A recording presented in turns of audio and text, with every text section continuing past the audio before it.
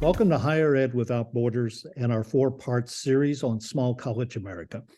Thank you for tuning in. I'm Dean Hoke, and with me is my co-host, Tom Davisson.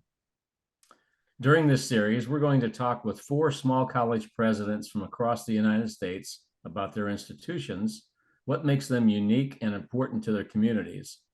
Also, we will discuss their challenges and their views for the future. Dean, will you please introduce our guest? Be happy to. Dr. Janelle Vanasse is the president of Alaska Pacific University, located in Anchorage, Alaska. Dr. Vanasse has been a leader in education for more than 30 years, specifically at schools and institutions that prioritize Alaska Native education. Immediately prior to joining APU, Vanasse served as superintendent in Sitka, Alaska. She has also held a range of leadership roles in the Bethel area, including principal. Throughout her career, Janelle has elevated the educational experience for Alaska Native students. She believes that scholarship and leadership are enhanced when influenced by our authentic selves. Dr. Vanasse holds a bachelor's degree in special education from St. Cloud State University, Minnesota, right? And a master's degree in educational leadership from the University of Alaska in Anchorage, and a doctorate in educational leadership from Gonzaga University. Her most recent academic work includes readership about the power of cultural self-identity in college persistence. Janelle, welcome. And as I promised you, how's the weather up there? Well, we have gotten quite a lot of snow in the last couple of weeks. And so I think outside my window, we're about 3 or 4 feet deep of snow. Well, I imagine our friends in the United Arab Emirates, as well as in the lower 48 right at the moment, are going, snow? Are you kidding me? What's that? So, well, welcome. Tom, why don't you go ahead and begin? Okay. Well, Janelle, let's start off by talking about the Alaska Pacific University. Can you do a brief profile of APU? And I believe you have about 550 students. So tell me about your students, the degree programs that you offer, and what are some of the programs you are most noted for? So thanks for this opportunity, because I love sharing about APU. We have quite an interesting history. So I just want to say a little bit about that. We were founded in 1959 as an Alaska Methodist University. But our founder, Peter Gordon Gould, was Unangaks from the village of Unga. So as an indigenous leader himself, he envisioned this world-class university so that Alaska people, particularly indigenous people, could be educated in Alaska to serve Alaska. And you have to understand, at that time, I mean, this was quite, we didn't have another university. So this vision really remains core to who we are today. So as you said, we run just shy of 600 students. We've been growing. So I think we're 589 this year as of this fall. Our smallness is kind of part of who we are. So we pride ourselves on this hands-on education. We've got a really unique schedule with block schedules on purpose to make sure that people can go out and really explore the world. And an education environment that's really personal. So our professors know students by name. So kind of being small in this giant state of Alaska, I think what really gives us an opportunity to lead globally is our outdoor studies program and our science programs tied to environmental sustainability. So that's been key since the 60s, and I just reviewed a safety plan today for a class that's going out for several weeks, ice climbing. So that's the kind of stuff that our outdoor studies people get to do that, draws from all over the world and the nation, people who are really interested in being able to be out there in the natural world. There couldn't be a better place than Alaska. Even our in fact, it starts out our freshman class get to choose to take a class in which they float down the Yukon River and do some hands-on environmental science and social science as they do that, just as an undergraduate class. But standing out globally is not our only goal. We also, like I mentioned, we really want to serve our own communities. So we look at the needs of our indigenous communities. So we've added a nursing program. We just graduated a bunch of nurses. We have a counseling psychology program. We've had a longstanding business program that with a certificate that's specific to Alaska Native leadership.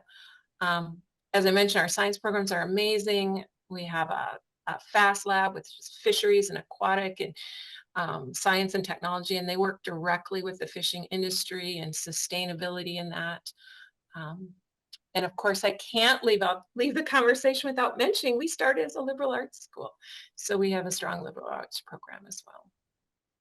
I'm sure there's many that I've left out, so I apologize to those folks. You can go to your website and check them out, right? Absolutely. Well, let's talk about that a little bit. I mean, you brought up some rather, shall we say, unique programs, but then again, Alaska's a unique place.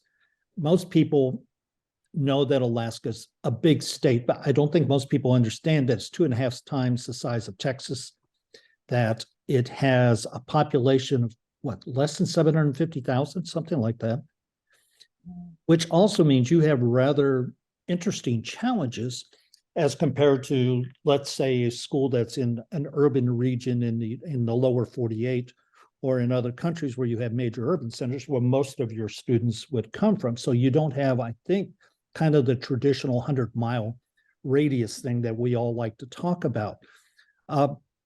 What do you think, considering that students really do have to come from a distance, what do you think really attracts them to coming to APU? What's the attraction? Obviously, some good programs, but is there some other things that happen? Right. It is the programs a lot of times, but I do think it is that environment of being this small, tucked away university in this amazing environment. I mean, you look out the door, or you look out your classroom window, and there's moose on the campus, and there's mountains, and it's amazing. But it really is this mix of students who long for more of that personal attention. And what that means is we do draw a lot of students from Alaska.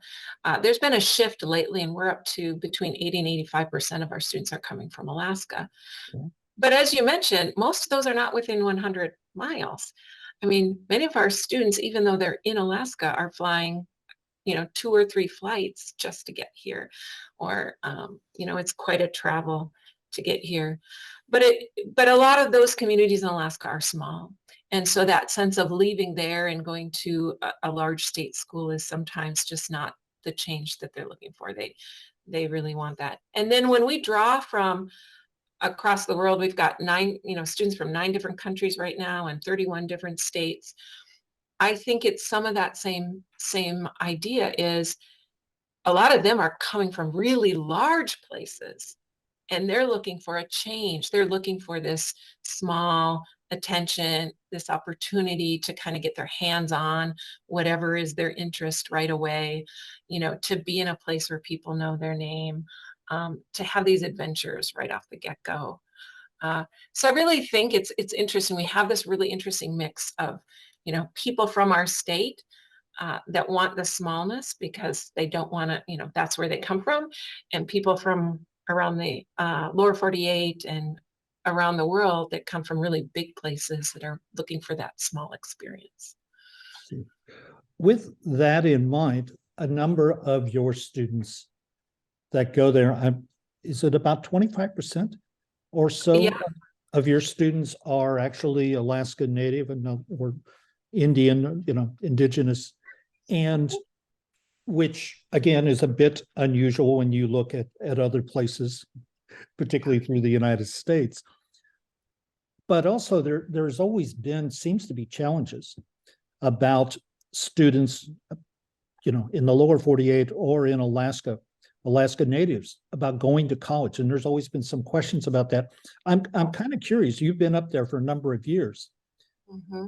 Can you talk a little bit about high school Native students and their families and how they perceive higher education and the reasons maybe they go into it or they opt out? It's a great question, and there's a lot of potential complexities to it. But I think a really big piece to recognize is a lot of Alaska Native students, they list giving back to their family or their community as the #1 reason for going off to school. So it's less of a personal goal or a specific interest in a subject that brings them to the higher education. It's like that sense of I need this in order to kind of play that role to help out my family. And so I think recognizing that can really help us as we help students persist.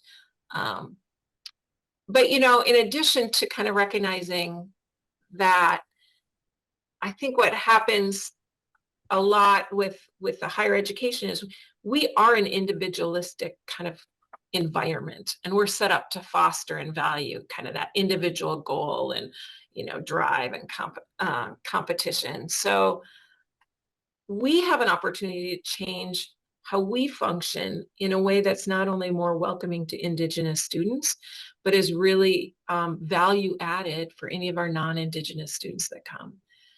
So, you know, my friend, Bonica Agatha John Shields, and she's a UPIC and an educator, and she's helped me understand this sense of this balance. And so some of our students coming from those small rural communities, if it feels too individualistic here, they start to feel unbalanced. So we have the opportunity to create that sense of interdependency in all the value that it is, and kind of that family support and connection on our campus. And like I said, I think that's a value to everyone. And then I think another really important part about, you know, everybody wants to feel like they belong, and where they come from value is valued. So we as higher education also have this opportunity to recognize the contributions of Indigenous knowledge.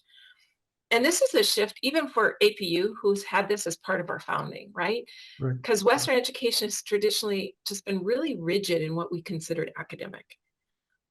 So everyone at our university gains when we start to consider traditional ways of knowing and invite that critical thinking that has been part of Indigenous knowledge for years, and just the critical thinking of inviting another worldview into that academic setting.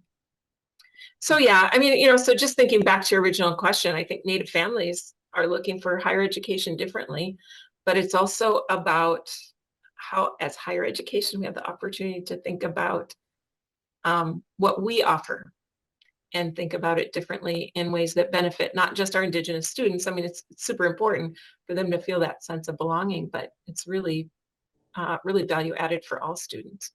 Very good. Tom? President Vanasse, when we were talking earlier in preparation for this show, we talked a little bit about Alaska Pacific becoming a tribal college.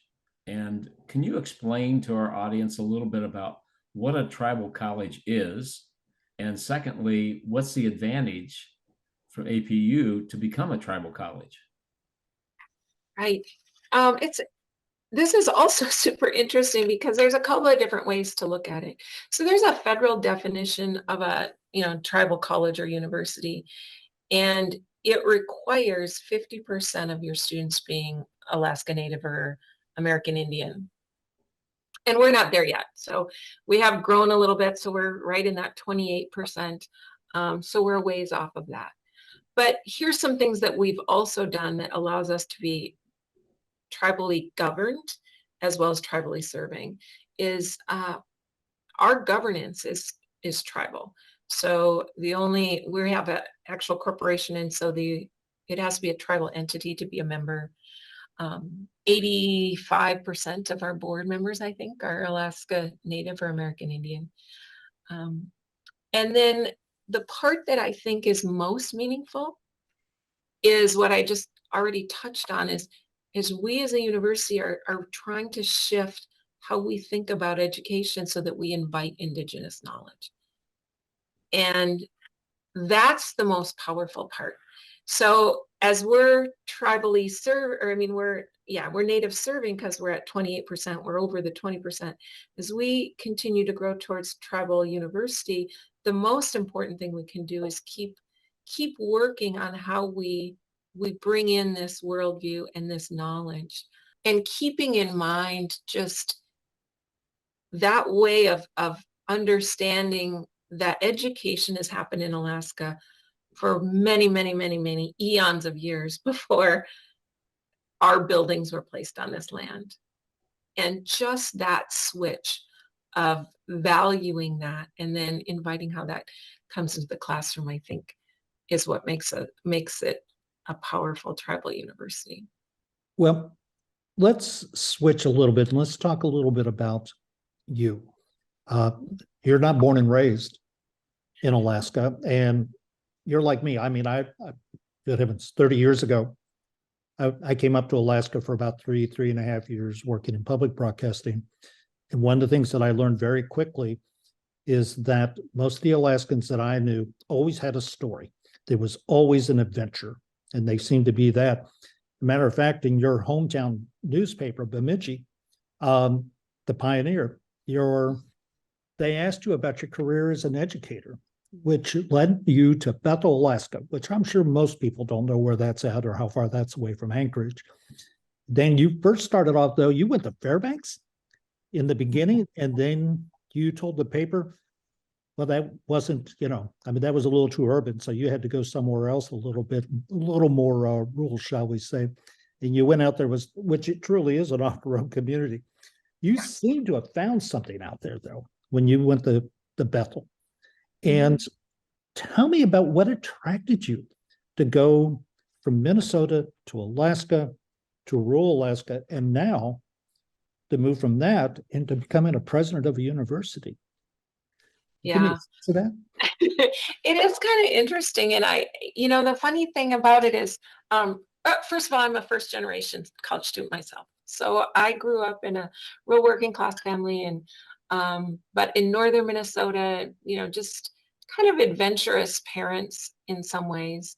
And certainly I'm the youngest of 7 kids. So I have 6 brothers, and several of them had gone to Alaska, mostly because they needed a little more hunting and fishing adventure. And so once I got my education degree, I worked down in the lower 48 for a couple of years, and just felt that kind of draw to something exciting and interesting. And I had had some family up here, and like you said, I went to Fairbanks, and that just didn't seem enough. So when I headed out to Bethel, and to give the audience a sense of Bethel, it's 400 air miles west of Anchorage. You can only get there by plane. And then once you get there, there's about maybe 7 miles of tarred road in the town, maybe 20 miles of road total, and that's driving through everybody's neighborhood. But I flew out there and thought that I would be there for 3 to 5 years. And it was about that 4 or 5 year time. And I thought, my husband and I talked about it, and it was like, this is a really great place. There was the opportunity to grow personally, but probably most importantly, I was in this community, to be in a community where everybody truly does rely on each other. There's no movie theaters, or there is now, but there wasn't back then. There's, so you had people over to your house for potlucks, for your entertainment. And you really work together. And the Yupik culture out there is just so generous in their willingness to take, various outsiders like myself and let us learn from them. And so that's just a rich experience. And then when we had our kids, the opportunity for our, little white boy kids to grow up in an environment in which they were learning, from a different culture, and they were not just assuming they had things. I mean, we had limited running water, So when you start paying attention to how much water you're using and whether the sewer truck's going to come, and you just have limited things in your grocery store, I just think there's a real value to living that way. And I learned a lot, and I'm so proud my kids got that experience. And I am so ever grateful for the Yupik culture in their generosity. And I think it's just made me a better person. I can't thank them enough. But Janelle, being out there for so long, to draw you back into a big city. I mean, Anchorage is, most people wouldn't realize, but it is a pretty big city. I mean, it's sizable. But what attracted you to the presidency? Why that? I mean, you had been a K-12 person, if I remember right. Yep. I'd been a K-12 person, but I'd really pretty early on in my career started having a strong focus on, I just watched so much potential with my students. And I've always been in a school with, 85% or more Alaska Native students, and so much potential. But the reality is they have some of the lowest college going rates of any, uh, subgroup. Um, and so I really started working on, why is that? Because it's so obvious we need Alaska Native leaders, and in a lot of positions you need that degree. And so I worked really hard at that 7 through 12, those grades, and really had a lot of success in getting higher college going rates.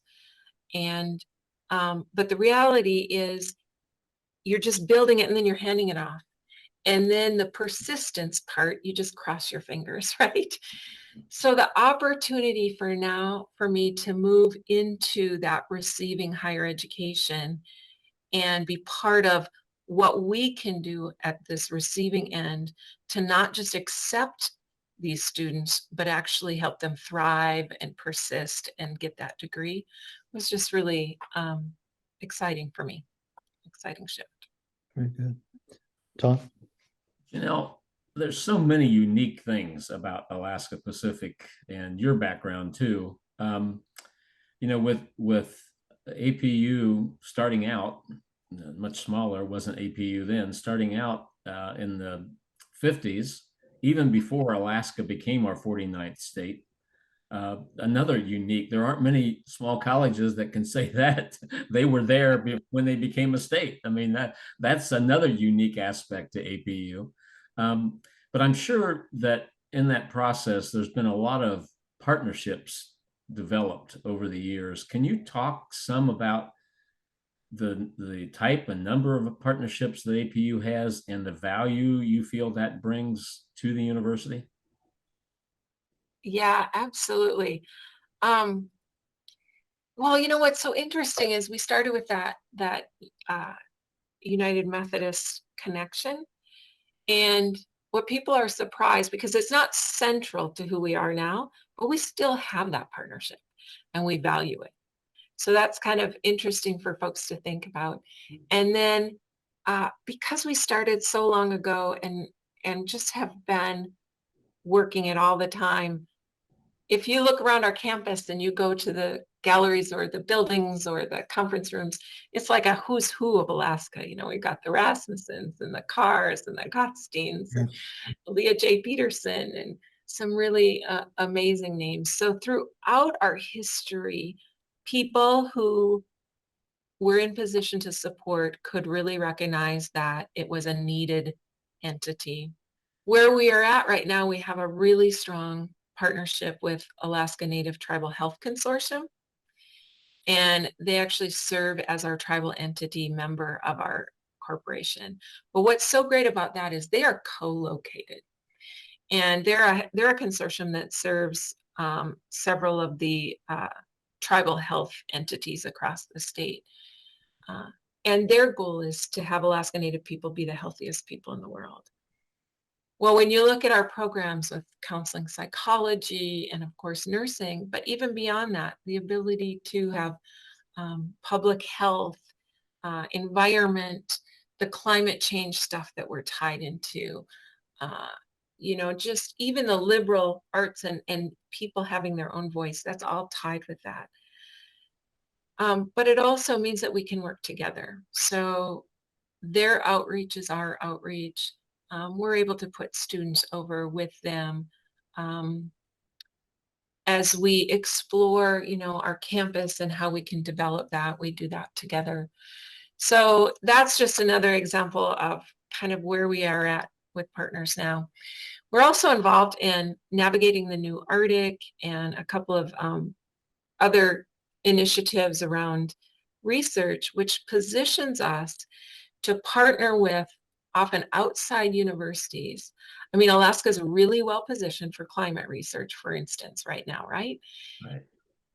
But and there's a lot of great outside universities that are doing some of that, but we help to serve that go-between and help the researchers coming in understand a little bit more about the Indigenous communities that they're going to, as well as we help build the capacity in the Indigenous communities to kind of assert their rights for co-production of knowledge and be able to do that, in a partnership with some responsibility there on both sides. So those are some of the cool partnerships we're doing lately. Great. Well, I think we're coming towards the end, and I want to ask you a question that we asked so far the other three presidents, and it's about being a small college itself. I don't think I have to tell you that there's been quite a debate across the United States about the viability of small colleges and the necessity of them, etc. I'd like you to make the case. I mean, you're in a large state at a small college, and you seem to be doing some unique things, and you've been talking about it. But make your case to our audience. Why is it so important? Why should you exist? Right. So I like to say here at APU, we are actually co-located with our largest state university. And I appreciate our neighbors all the time because they take on that task of kind of doing all things for everybody. But why we need small colleges is we need places that have the freedom to focus on some key needs and to be that place where a student who doesn't want to get lost in the numbers can go and find that connection to their education and connection to the people that they're learning along with. And if we don't have that, I can tell you many of our students would just not go to university, or they would try it out and they wouldn't stay. So I think it's just vital to have that opportunity so that we have a wider range of students accessing education, and that we have a place for those people who just really prefer that small, personalized attention. Very good. Tom, if you'll close this out. I would. Well, we would like to thank our very special guest, Dr. Janelle Vanasse, president of Alaska Pacific University. And this has been a fascinating discussion for me, and hopefully it has been for our audience as well. That concludes this special episode of the Higher Education Without Borders Small College America. If you would like to comment on today's show and suggest a future guest, please go to www.highereducationwithoutborders.com comments section. And on behalf of our guest, Dr. Vanasse, Dean Hoke, Education Alliance, and myself, thank you, and make sure to subscribe via your favorite podcast app. Thank you. And Janelle, thank you very much for coming on today, and may you have a very big snow shovel and that moose not go anywhere. Well, thank you guys. It's been a great conversation. Well, thank you. This has been a production of Edu Alliance, an international higher education consulting firm with offices in Abu Dhabi and Bloomington, Indiana. Nathan and Hoke, along with their team of experienced professionals, have assisted universities worldwide. To learn more about Edu Alliance, go to our website, www.edualliancegroup.com. You will find details on our podcast, contact information, and our services. Thank you.